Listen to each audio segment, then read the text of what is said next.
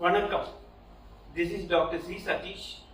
I am one of the office bearers of IAP GDBP, Indian Academy of Pediatrics, Growth and Development and Behavioral Pediatrics subchapter of IAP TNSE, Indian Academy of Pediatrics, Tamil Nadu State Chapter, 2025. My greetings to you all. I am here to talk to you regarding autism. Why autism? You know that April is Autism Awareness Month. 2nd April is observed as World Autism Awareness Day. That we are here to spread the awareness of this condition to the pediatricians, family medicine practitioners, and health workers and parents. My target audience will be all these four cadres, and therefore I will be using less of medical terms so that this message is available to all. I am sure you all know what autism means. You should have at least heard about it from your friends or relatives. I will give you a bird's eye view about the condition autism. First, autism is a neurobiological disorder where there is an impaired neural connectivity occurring very early in development. So, why this happens? Why this happens, I will talk to you in another video because there is a separate chapter by itself. Today, I am going to tell you about chief characteristics of autism. There are two arms of autism. One is regarding social communication and interaction impairment. Secondly, the repetitive and restrictive behavior. One has to have both these two to be an autistic child. Then only you can suspect autism in a child. I will tell you briefly, in just about 1 or 2 minutes, about each entity. What is impairment of social communication and social interaction? That is arm 1 of autism.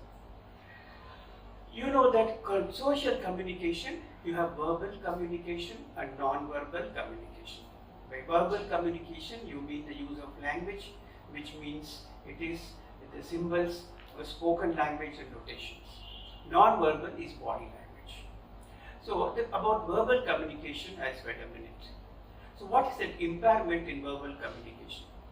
Name call response. If you call the child by name, he would not respond, but he will promptly respond to a telephone sound, mobile music note, some TV music. This immediately attracts his attention, but not when you call him by his name.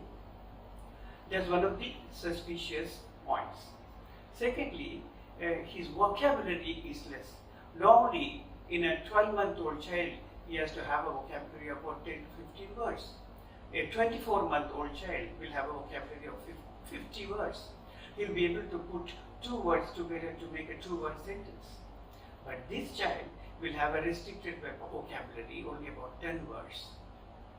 When you talk to the child, say, what is your name? He will tell you, what is your name? He will repeat the question. That's called echolalia. That's one of the characteristics of autism.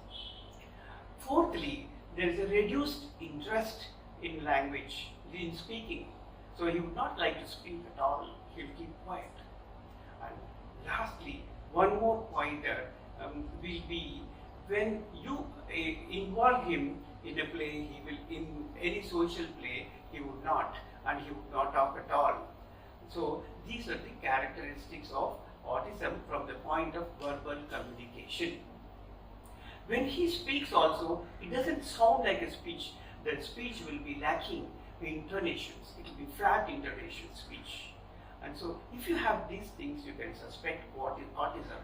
Whomsoever you are. You could be a pediatrician, you could be a family medicine practitioner, you could be a parent or a health worker. Please think of autism if such a thing occurs. Secondly, about social interaction, non-verbal way. In a non-verbal way, I told you it's regarding body language. If you smile, he would not smile back. There is no reciprocity in the social gesture. If you wave, he would not wave. If you show happy emotion, he is not responded to. If there is no sharing of happiness Suppose if there's a birthday party, if everybody is happy, joyously singing, clapping, he would not do that at all. So that is actually no sharing. When a peer group, even if somebody invites him to a play, he would not come. Does he initiate himself? No, he would not initiate a peer play. So this is non-verbal communication impairment. So verbal communication impairment, I have discussed. Non-verbal communication impairment is one. And regarding social interaction, all these are the social interactions after all. But one will be overlap if you say another, say it all over again. One point I want to make is there is no pointing or joint attention is impaired. What's meant by joint attention? Looking together, looking at an object together. So that there is impairment of joint attention or the striking features of social communication impairment. Secondly, let me come to the repetitive behaviors. So repetitive and restrictive behaviors. What is this repetitive behavior? Means he does same thing all over again. So for example, finger clapping and finger flicking, hand clapping, waving, forearm swinging, circling movements, and take a toy and keep rotating this way, that way, this way. And he will be putting the light on and off, and he'll be going to door, opening and closing the door, repetitive movements. All these are the examples of repetitive movements which the child is fond of. Endlessly the child will be doing. It's not for once or twice to think that he could be playing casually. He does it so endlessly. That is repetitive behavior, without which you cannot make a diagnosis of autism. Secondly, what is restrictive behavior? Restrictive means everything is restricted. So he will look at the same playmate, he will look at the same way of getting up from his routine, and he would like to have this drink in the same coffee or tea or milk in the same tumbler. In the breakfast routine is the same.